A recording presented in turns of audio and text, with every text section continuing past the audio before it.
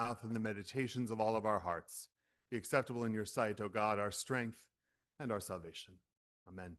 Please be seated.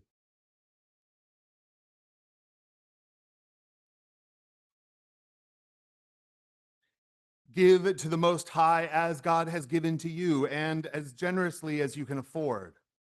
The Lord is the one who repays, and God will repay you sevenfold. Do not offer God a bribe, for God will not accept it, and do not rely on a dishonest sacrifice. At first glance, today's portion from Sirach seems like a perfect setup for a stewardship sermon. And I'm going to talk about stewardship, but hopefully from a slightly different angle than usual. You see, we in the church tend to make stewardship all about giving money, and specifically about giving money to the church. Now, don't get me wrong, St. Mary's does need your money, but your money is not all that St. Mary's needs. Giving money is not the fullness of good stewardship, and to make it so is to miss an important avenue for personal and collective growth. So let's follow the logic of the text to imagine a perhaps more expansive vision of stewardship. The text's first instruction is, give to God as God has given to you. Give to God as God has given to you. To do this well, we would probably first need to make an accounting of what, in actuality, God has given to us. And the answer, of course, the glib answer, is that everything we have and everything we are comes from God. God has given us everything. And while this is theologically accurate, this answer isn't particularly helpful to most of us, because so often, so much of our existence in the world can feel like anything but a gift. So let's be just a little more selective in our accounting. What is it about who you are as a human being that you most like or appreciate or enjoy?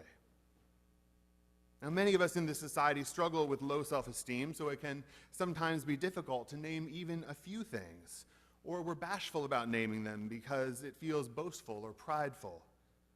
But let's just take a moment to consider what parts of ourselves actually do feel like gifts. Take a moment together. What feels like a gift about who you are?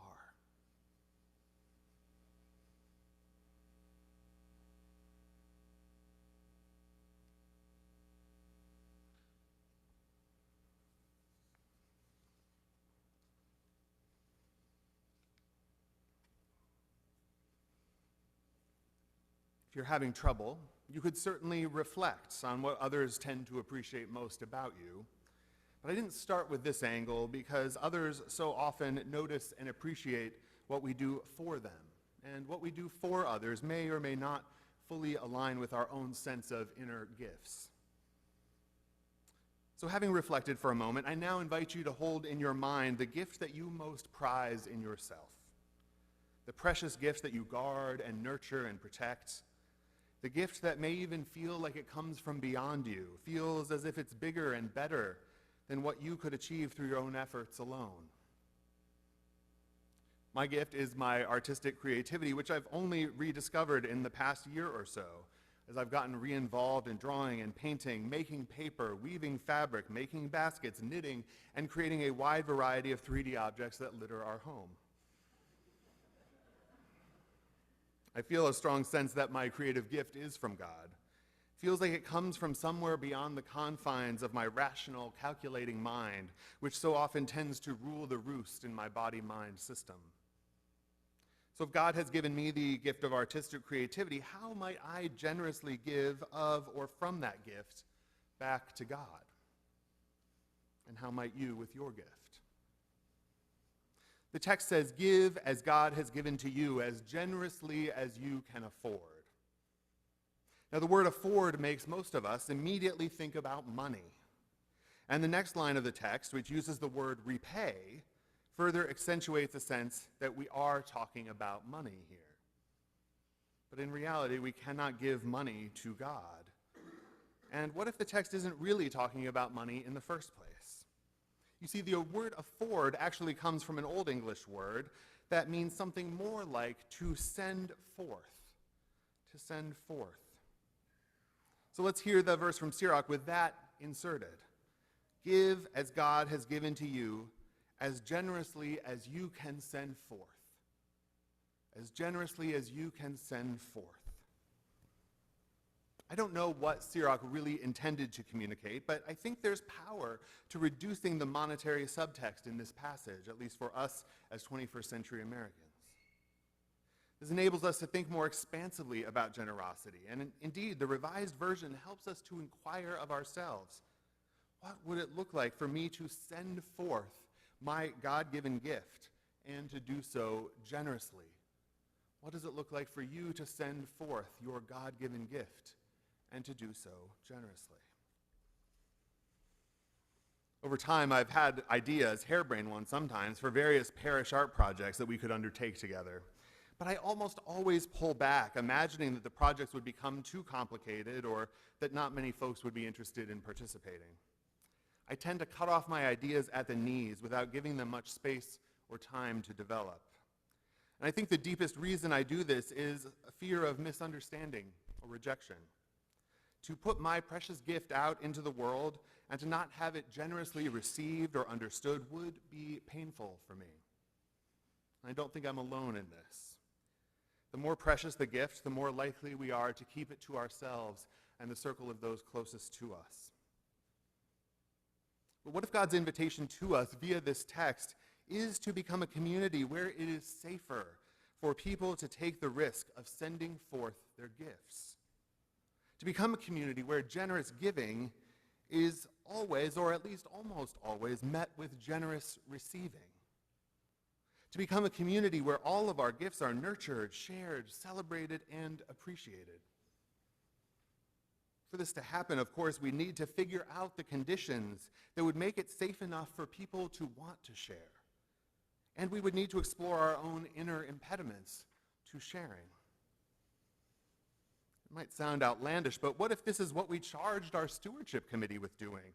What if their primary role was to actively raise up the multitude of gifts present in the members of this parish?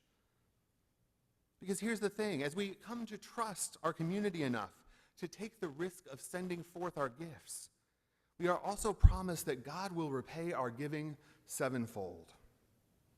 We will have more than we started with. And what do people do when they experience unexpected and overflowing abundance?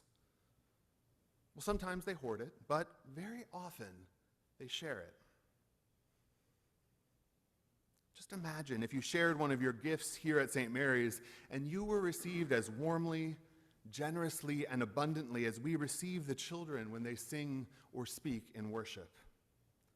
So rarely as adults do we ever receive this kind of affirmation, and yet I think most of us hunger for it. We hunger to be seen and known and understood and, yes, appreciated. And when we feel this kind of unconditional positive regard, quite often we are inspired to be more generous, both in our regard of others and in our willingness to continue sharing our own gifts. It's an intensely positive feedback loop in which generosity begets generosity begets generosity. Indeed, sharing of ourselves and of our gifts in a generously receptive community will tend to initiate a virtuous cycle within us. A cycle that leads us into a posture of ever deeper and more easeful generosity, making it quite natural, in fact, to want to invest our financial resources in the ongoing health and development of the community that receives us with such abundant generosity, and the God who receives us with such abundant generosity. Even those of us who've been around for a while may find ourselves inspired to give more of ourselves and more of our money, because investing more in this place means that we can do more together and have an even bigger impact on our wider community.